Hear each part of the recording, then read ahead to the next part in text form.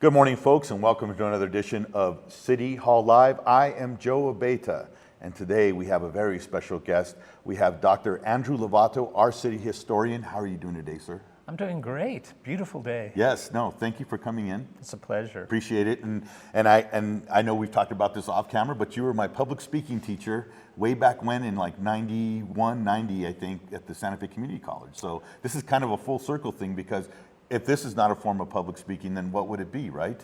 Absolutely, and I'm very proud of you. Yes, thank you. I appreciate that. No, thank you for coming on. I'm really excited that you're here, and it's awesome that you're the city historian. I know you've been very busy, right? I've been very busy. Yes, I have. You hit the ground running, I would say, right? Yes, I have been having a great time. Very busy, but it's all been great stuff. Yeah. So one thing that you had talked to me about was that you have gone around to the senior centers here in the city of Santa Fe, and you have done recorded oral histories of folks there, what their memories were of Santa Fe. So tell me about that. What inspired you to do that? Well, I wanted to capture, when I first became city historian, some of the voices that hadn't been heard in the past. That was probably my main incentive, is how can I present history in a way that's different from just simply the typical way of looking at history. And so what I did is I went to the senior centers and I wanted to get it firsthand. Basically, what was Santa Fe like and what do you remember about the culture from your point of view in the past? Gotcha.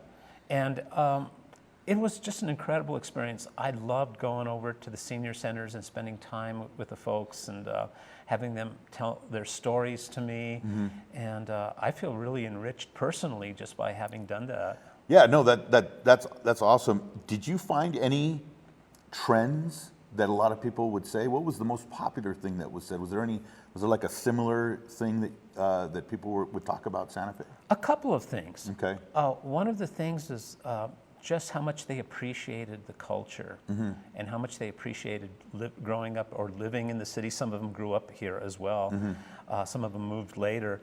But that, and also the struggles that people have to go through just in their daily lives and in during the span of time to make it and to make their lives meaningful and worthwhile, and how they overcome those, and how they, at the end, all of these folks had a feeling of gratitude and appreciation, no matter how hard their struggles had been. So I came away from these interviews with so much admiration for the people and feeling inspired by Santa Feans. Yeah, and it's interesting because, I mean, I can imagine how different, I know that growing up here, how different it is for me now, looking at the city, how it's changed.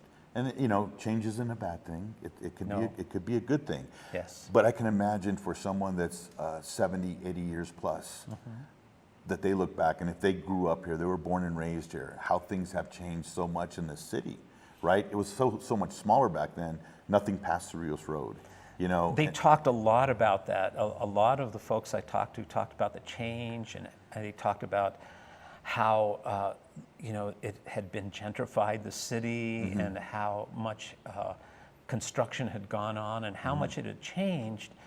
But they did it with a smile, and it was really fascinating. A lot of them told me about Cerrillos Road, for example, that everything past the St. Michael's Cerrillos Road intersection was simply fields and arroyos, and so it was really, really interesting.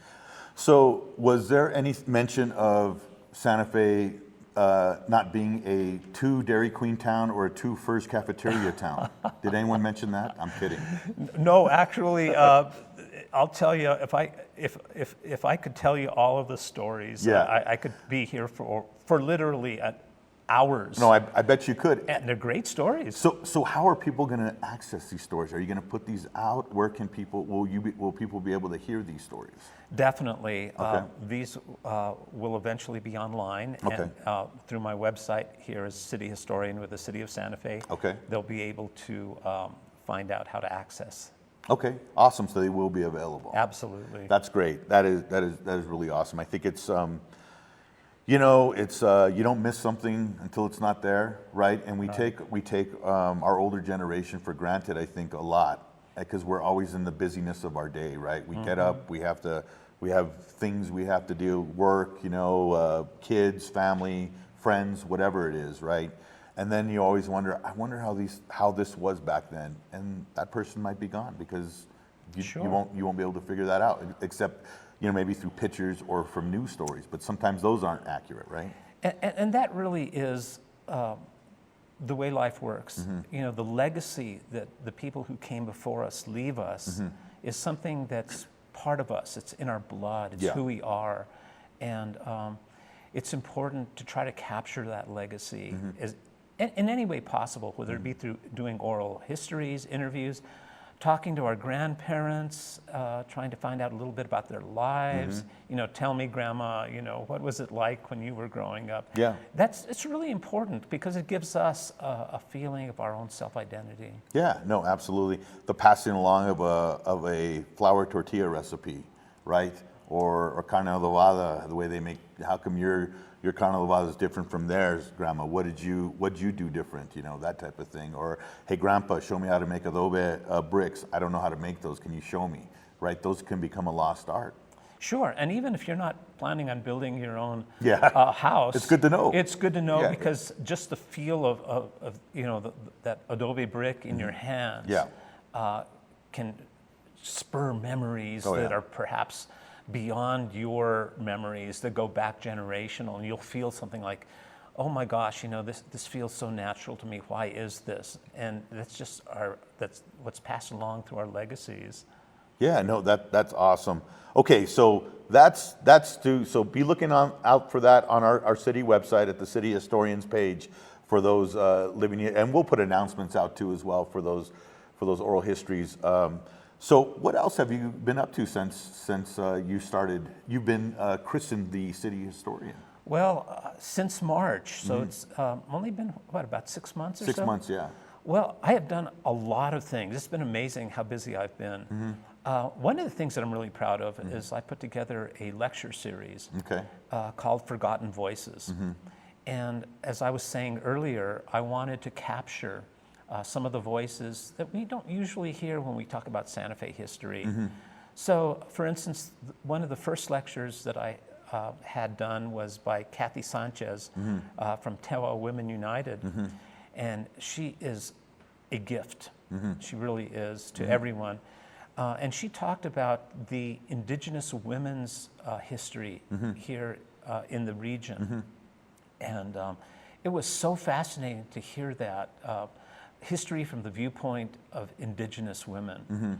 And that was the one that was at the Santa Fe Community College, right? It was at Santa Fe Community College. That's the one I recorded. I remember Exactly, that. That was very interesting, the way that there was pain that was taken on, that was passed along to each of them, and someone had to break that chain of pain. Exactly. I thought that was fascinating with the the line of women that were I guess line of family, right, of females in the family. And how they had to carry that. Oh, absolutely. Yeah. And it gives us a different perspective. And hopefully what it'll do is when we listen to people speak about these things, it heightens our own empathy. Yes. And I think that's important because we all have a story. Yes. And the second lecture I had done was looking at the crypto Jews of Santa Fe. Okay. And how many people who are residents of Santa Fe have Jewish blood. Due to the fact that when the Spanish came over to the New World, many of the people were trying to escape the persecution of the Inquisition at that time. Oh, wow. And so they came over to the New World, and in order to avoid being persecuted again, they kept that secret. Yes. And that's been in families, like a lot of families will wonder, well, why do we have these rituals and why do we do these certain things? Where do they come from?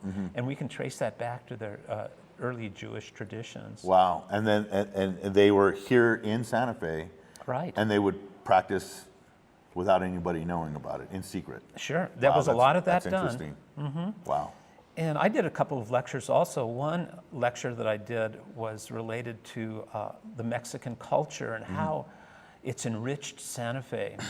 and how much we owe to our Mexican neighbors, because I really wanted to bring that out during these times when, you know, perhaps there are unfortunate stereotypes going around on a national level. Yeah. The truth of the matter is that Mexican culture is one of the most beautiful and rich cultures that you're going to see across the world. Oh yes, absolutely. Yeah, no, definitely.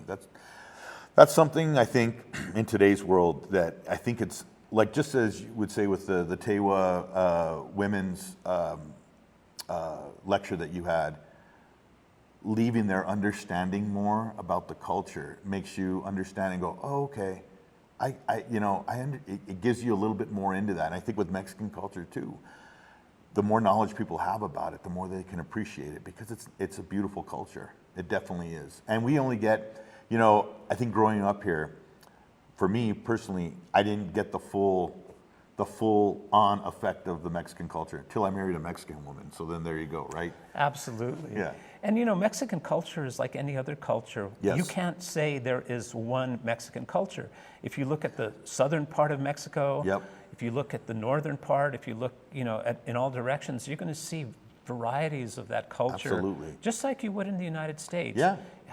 If you talked about U.S. culture, that encompasses so many different people and so many subcultures. The same goes with Mexico as well. Yes, no, absolutely.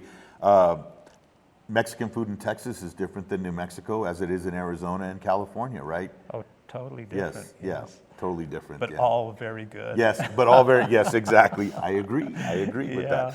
Well, that's great. So are you still giving lectures out? Or is there an upcoming lecture that people can know about? I do have an upcoming lecture. It'll be held on October the 9th at Santa Fe Community College in their boardroom. Okay.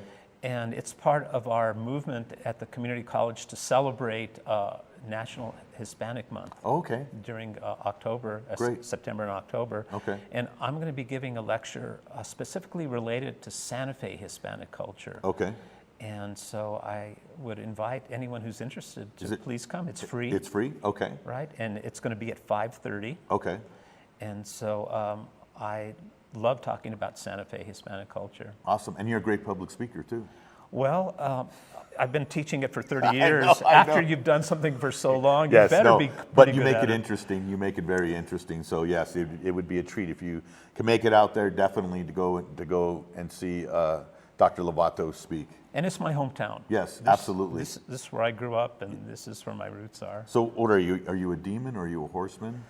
Well, what I went to Santa Fe High School. Okay, all right. So I suppose I would be a demon. Yes. But I'm happy when either school does well. That's right. That's right. Yeah. I got you. All right. And also Capital High School. Absolutely, yeah. But it wasn't here when you were growing up, though. No, the Jaguars. Well, you know what I mean. It was a newer school. But yes, I agree. I'm also when any school here in Santa Fe does well, yes, we're rooting for everybody. Absolutely. Yeah. No, that's great. Well, Dr. Lovato, thank you for coming on today. Really, really appreciate it. Well, it's been a pleasure, and once again, I love seeing my public speaking students doing so well. Thank you. I appreciate that. Thank you so much. And please don't be a stranger. You have an open invitation to come on the show. Great. All right. Thank you so much. You're welcome. Right on. Thank you, folks, for watching. This has been City Hall Live. I am Joe Abeta. Have a safe weekend. Have a great weekend. Adios.